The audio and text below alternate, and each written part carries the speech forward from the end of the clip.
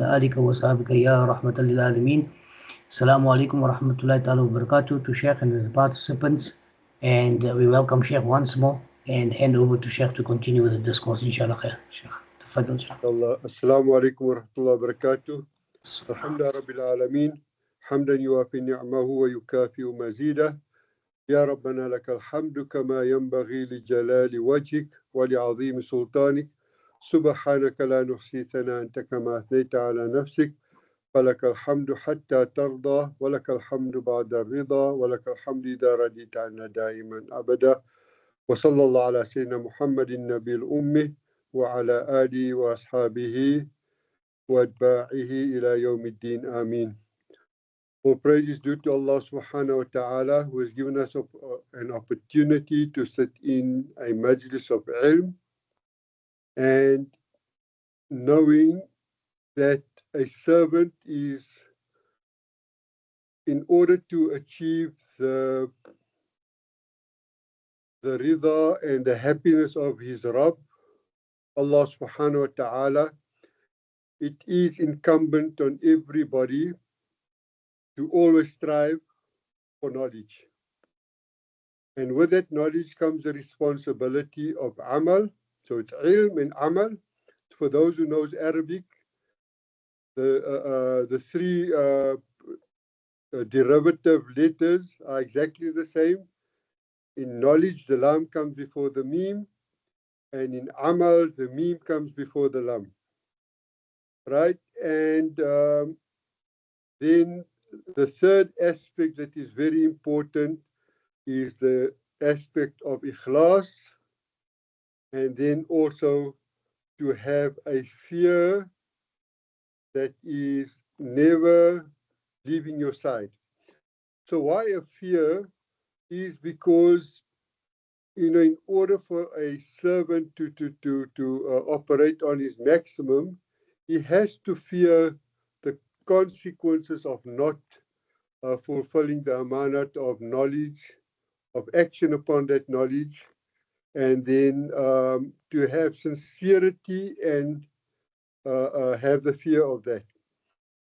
What the ulama have added on to this, and particularly the arkan of the Ba'alawi shuyukh, is that they place the fifth necessity to be wara'. So wara' in this sense is to be scrupulous in matters of deen. So it means you're never always going to take the easy way out, but you're always going to consider what is best for your iman and how best to service Allah subhanahu wa ta'ala in his deen and also his creation.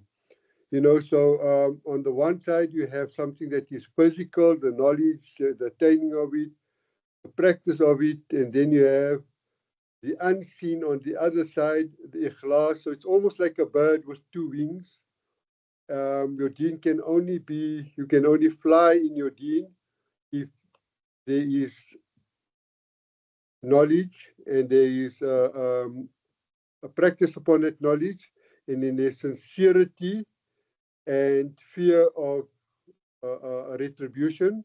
And what binds this together is wara. So it is never going to be looking for loopholes, because some people also find ways to do things easier, but they find it in loopholes in the Sharia, which sometimes becomes problematic, especially if it deals with the aspect of tawfiq.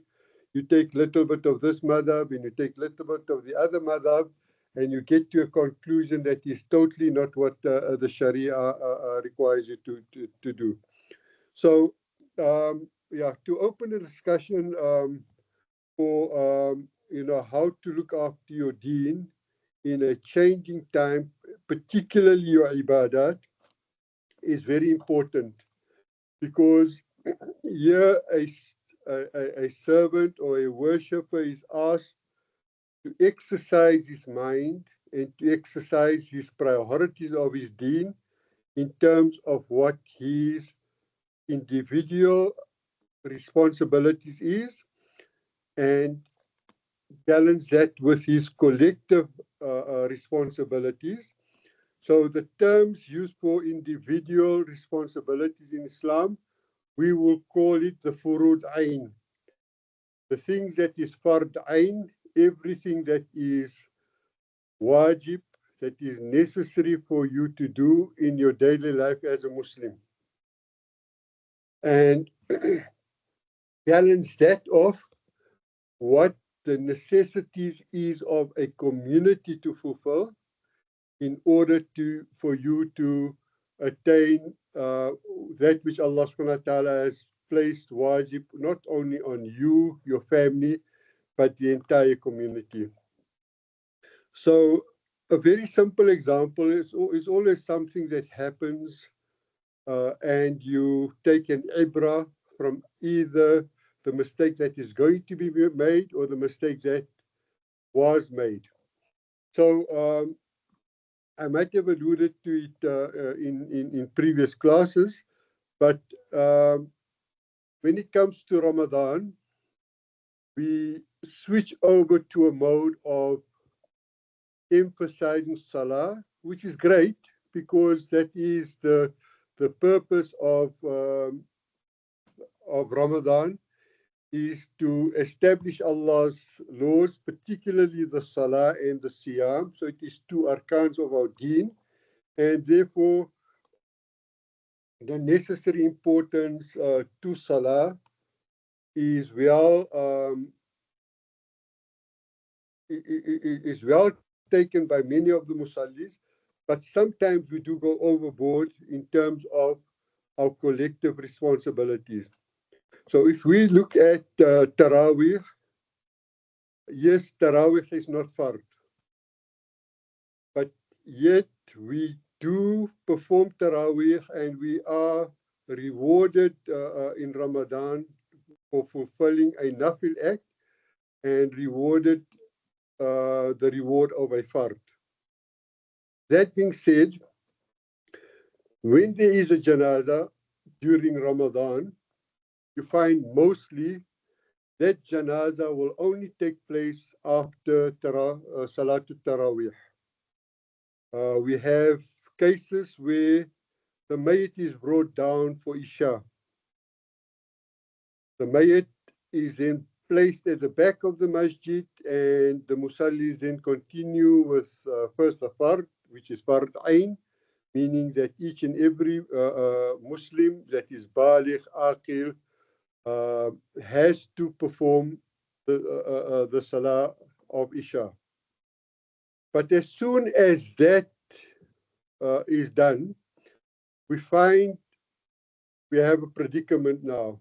The majority of people, including scholars, will want to continue with the Salatul Taraweeh, and that is fine, only from the perspective that there is 1, 2, 3, or a group of individuals that is prepared to sacrifice Taraweeh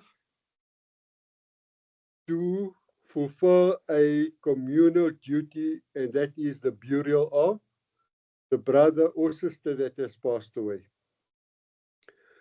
Should that not happen, should the entire community follow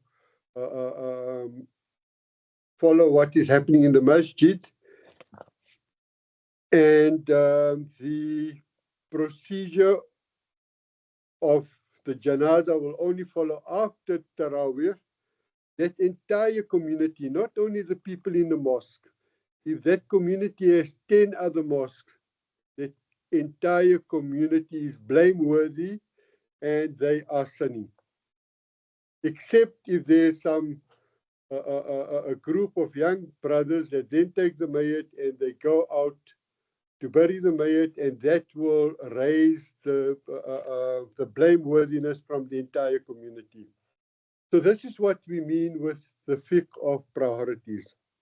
Another example would be that if you have been blessed by Allah subhanahu wa ta'ala and you have children, it would be good, and I know it has always been a priority of our community, not only today, but in the past too, to try and send all of them to study Deen, and that is good.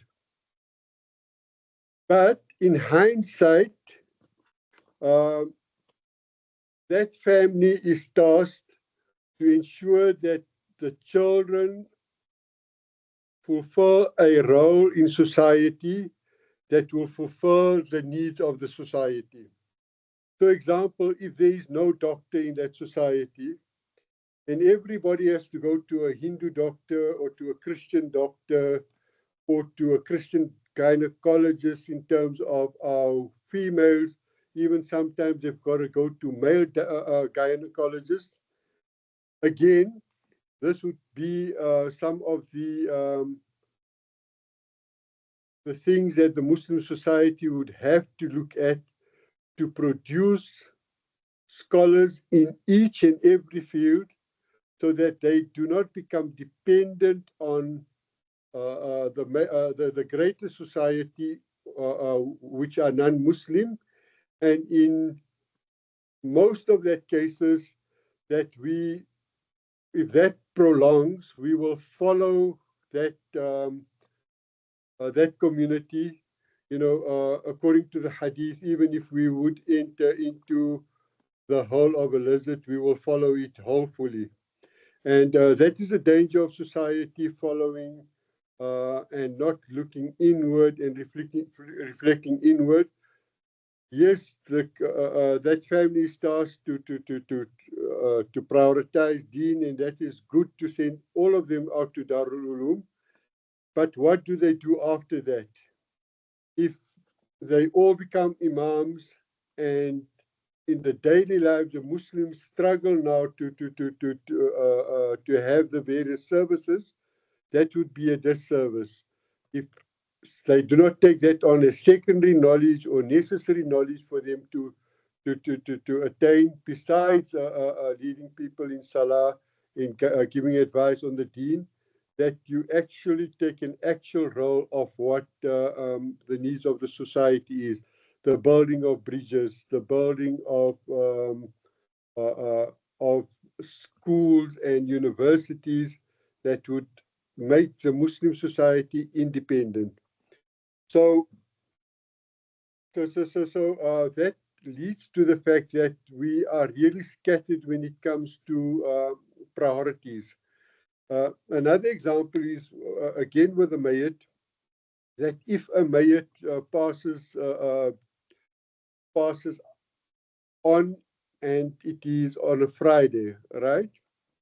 So you have Salatul Jumu'ah that will become wajib on most, but in the fiqh of priorities and even in the fiqh of Shafi'i, prioritizing the matter is that priority has to be given to the burial of the Mayyit, and sometimes even at the expense of Salatul Jumu'ah. So why do I say that? If a Mayyit passes away, the communal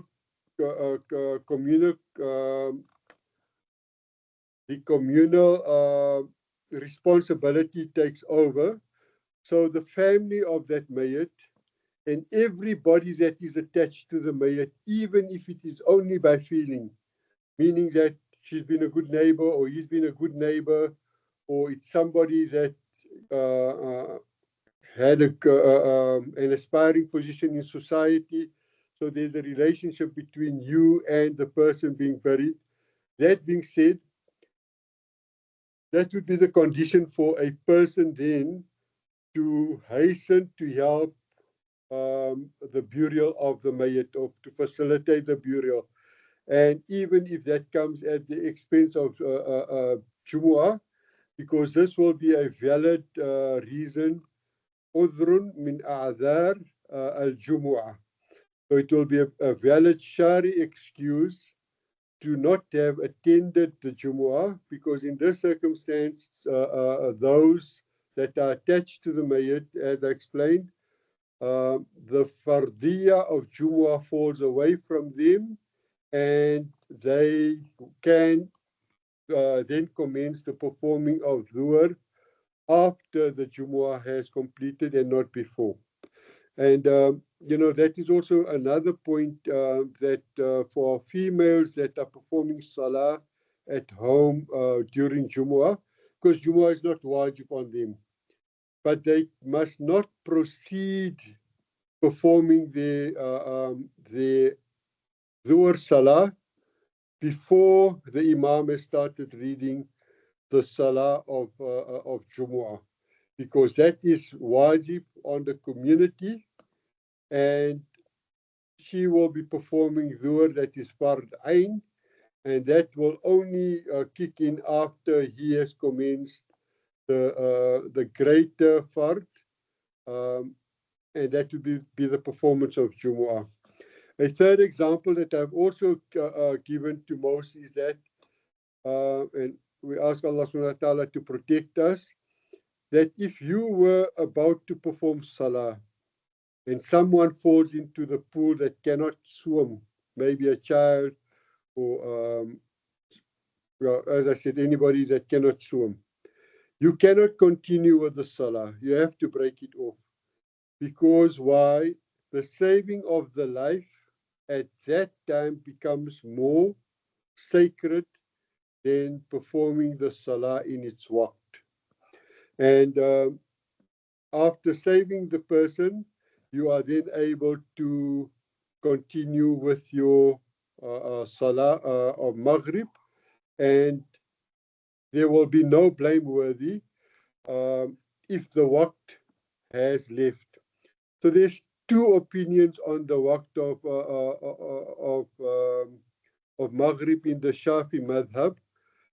The one that is depended on is the Mu'tamad position, is that the waqt of Maghrib goes out after the performance of about 11 raka'ahs after the Fard Salah. The second view in the Shafi madhab, which is in accordance to all the other madhaib, is that when the redness in the sky disappears, the waqt of Maghrib would go out. So both opinions are held in high esteem. So there's no problem to save a life and then perform your Maghrib before the second opinion, which would mean that you would have performed Maghrib within its waqt. So those are typically the examples of Furud Kifayat, where the priority would be to fulfill the higher level that is required by the society in its establishment of the daruriyat, the necessities of deen, and that sometimes come over the priority of the person performing his individual responsibility. Sheikh Samir, is there any questions on from the floor with regards to the topic? Any of the participants, any questions from anyone?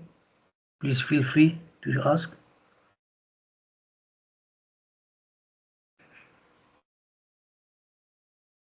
No, nothing. Okay.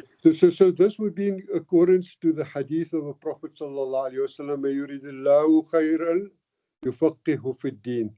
So whoever Allah subhanahu wa ta'ala wish to extend good to a person, to a family, or to a community, He will ensure that their collective learning of the deen goes forward, because it doesn't help society much if one person holds a view and he teaches them the benefit of it, but society, because of whatever reason, they've been taught a different way, and they would not take up the opportunity to practice this, because this would be seen as a going against the teachings of either the teacher or their madhab, or a lack of knowledge of it. So we ask Allah subhanahu wa ta'ala that that we really how can I say, we really get our youngsters. I don't know if there is someone that has taken the task at a honors or master's level to take this topic and to really expand it into the various furud that society has guidelines how to direct the children, what direction of knowledge we have, where is a lack of knowledge currently. So it really would take up a number of individuals and educationists in the Islamic field to really look at the fields and look at those fields that Muslims are not comfortable sometimes to do studies, but there is a need for people in that. So these are really some of the topics that we have to explore and to really ensure that we make sure that the society is equipped maybe for the next 50 to 100 years to take on the challenges that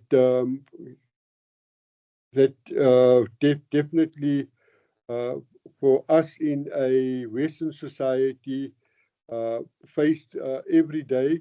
Lesser, we find this in a lesser degree in the Arab societies, and that is why a lot of the Arab societies would look at South Africa and say, how is it possible that they have preserved the deen over 400 years, where some Arab societies settled in North America and South America, and within 50 years they lost Islam. And that is largely to the fact that everybody looked after his own needs above that of the needs of the Muslim society. So when that needs are not fulfilled in society, it is going to be fulfilled by a kafir society, and that would lead to the danger of the Muslim society being assimilated so much that even the deen would disappear after a few years. May Allah subhanahu wa ta'ala protect us, inshallah. Ustad Laili.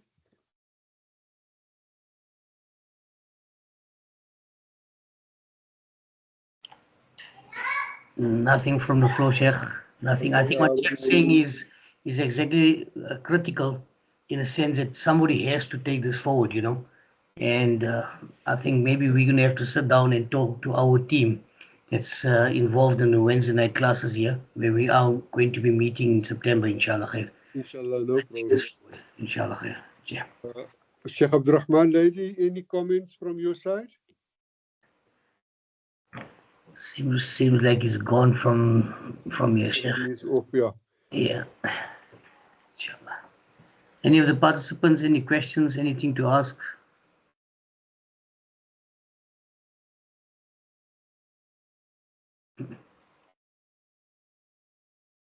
No, nothing. No questions at the moment. Okay, inshallah, as long that as it is top on mind, inshallah, there will always be khair in discussing it and always find out what is the best way to proceed. How do you prioritize many of our activities?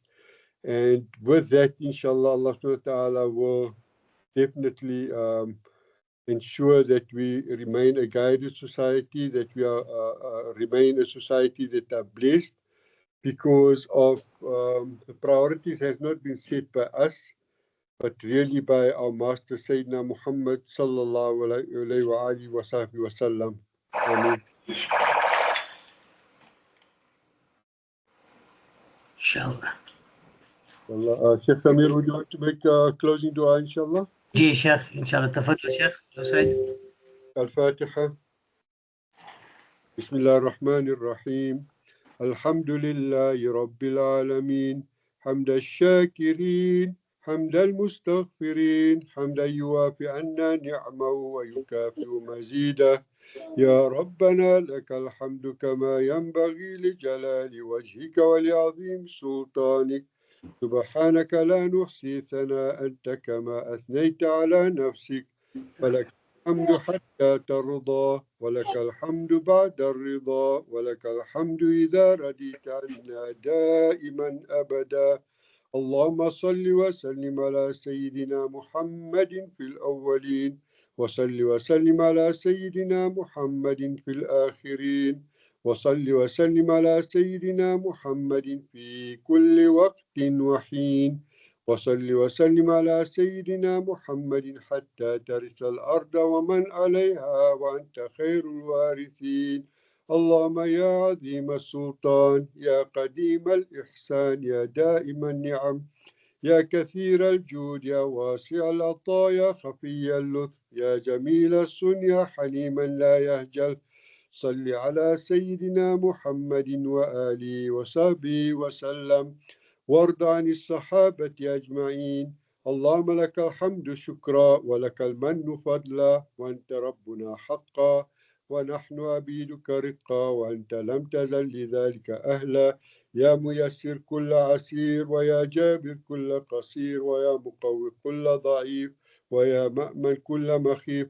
يسر علينا كل عسير فتيسير العسير عليك يسير.